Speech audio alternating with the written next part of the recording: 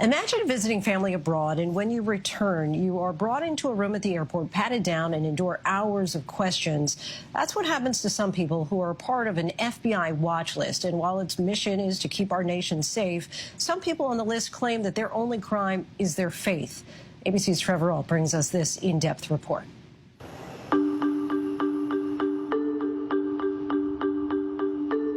They're subject to pat-downs, hours-long detentions, and extensive questioning, but they've never had a trial.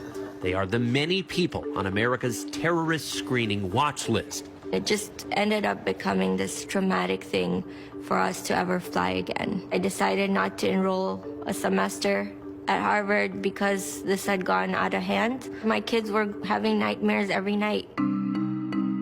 Zainab Merchant is a mother of 4 and a U.S. citizen, and she spent years on the watch list with no answers.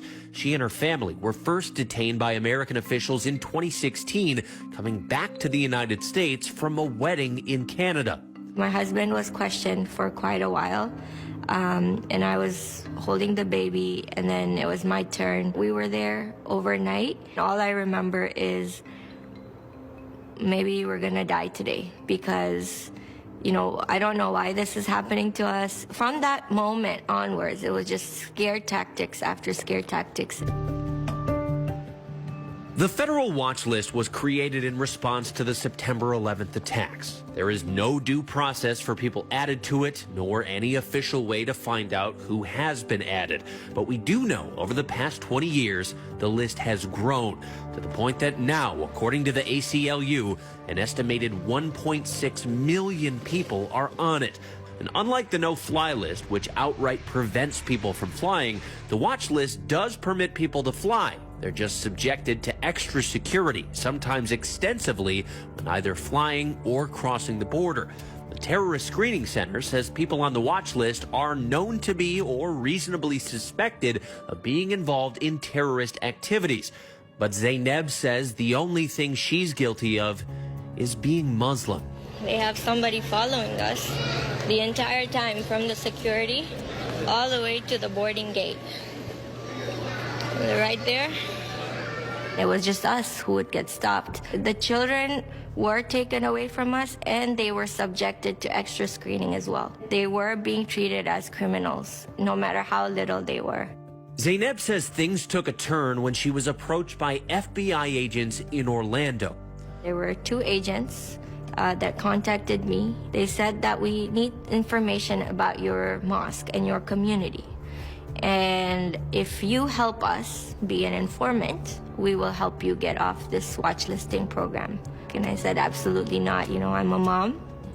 I'm not a spy. I don't care if I'm going to be on this longer. I'm just not going to do this. ABC News reached out to the FBI for comment. Their response, the TSC can neither confirm nor deny whether an individual is on the watch list. After that meeting, my treatment got progressively worse. There was a time where they took my laptop and they released a whole bomb squad on me at the airport. There was a time when dogs were unleashed on me. They took out a whole team of dogs to search me. And then there was this harrowing incident at Logan Airport in Boston. That day, they were trying to strip me of my dignity when they didn't believe that I was on my period. Even though I went on through the scan, everything was clear. The female officers patted me down and they said there's something in my groin area. And I said, yeah, it's my pad. I'm on my period. And I remember them snickering at each other. And they said, we need to do a private screening of your groin area. They said, you can't turn back. I was like, okay, I'm gonna be shot, or I cooperate with them. I said my final prayers as a Muslim. I had no one to call and no one to say anything to. It's that feeling of utter helplessness, and just, I was ready to die. And they removed my pants and they saw the blood everywhere, and they quickly just scurried out of the closet. There are many others like her. 69-year-old Abdul Qadir Nur, who goes by Inu, is also a U.S. citizen and also on the watch list. He's done humanitarian work with the UN in his native Somalia and all over the world. That work requires him to travel frequently, but every time he does, his boarding passes are marked with these 4 S's. It means secondary security screening selection.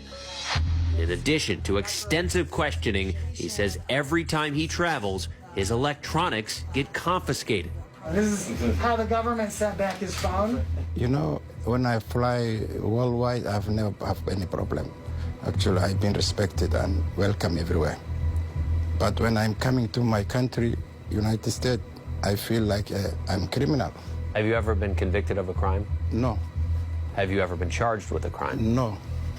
Have you ever been investigated for committing a crime? No. According to TSA, a typical enhanced screening process takes 10 to 15 minutes.